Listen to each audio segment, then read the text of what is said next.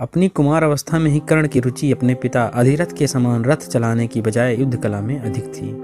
कर्ण और उसके पिता अधिरथ आचार्य द्रोणाचार्य से मिले, जो कि उस समय युद्ध कला के सर्वश्रेष्ठ आचार्यों में से एक थे।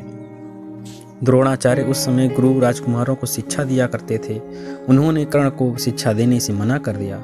कर्ण एक रथ हाँकने वाले का पुत्र था और द्रोणाचार्य केवल क्षत्रियों को ही शिक्षा दिया करते थे।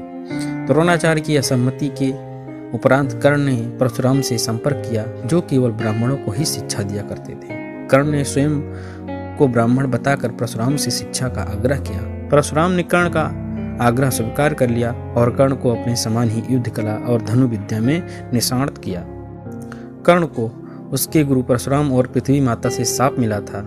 कर्ण की शिक्षा अपने अंतिम चरण पे थी। एक दोपहर की बात है, गुरु परशुराम कर्ण की जंघा पर सिर रखकर विश्राम कर रहे थे। कुछ देर बाद कहीं से एक बिच्छू आया और कर्ण की दूसरी जंघा पर काट कर घाव का बनाने लगा। कर्ण बिल्कुल भी नहीं चाहता था कि उसके गुरु के विश्राम में कोई बाधा उत्पन्न हो, इसलिए उसने उस बिच्छू को हटाकर दूर नहीं फेंका। वह बिच्छू अपने डंक से कर्ण को भयंकर पीड़ा देता रहा, किंतु कर्ण ने अपने गुरु के विश्राम में खलल नहीं आने दिया।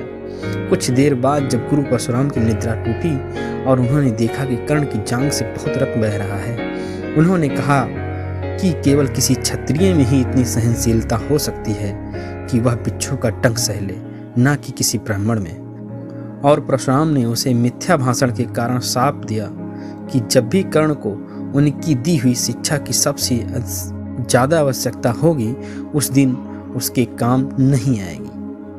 कर्ण, जो कि स्वयं से ही नहीं जानता था कि वह किस वंश से है, कर्ण ने अपने गुरु से क्षमा मांगी और कहा कि उसके स्थान पर यदि कोई और शिष्य भी होता तो वह भी यही करता। यद्यपि कर्ण को क्रोधवश शाप देने पर परशुराम को बहुत ग्लानि हुई, किंतु वह अपना शाप वापस नहीं ले सकते थे।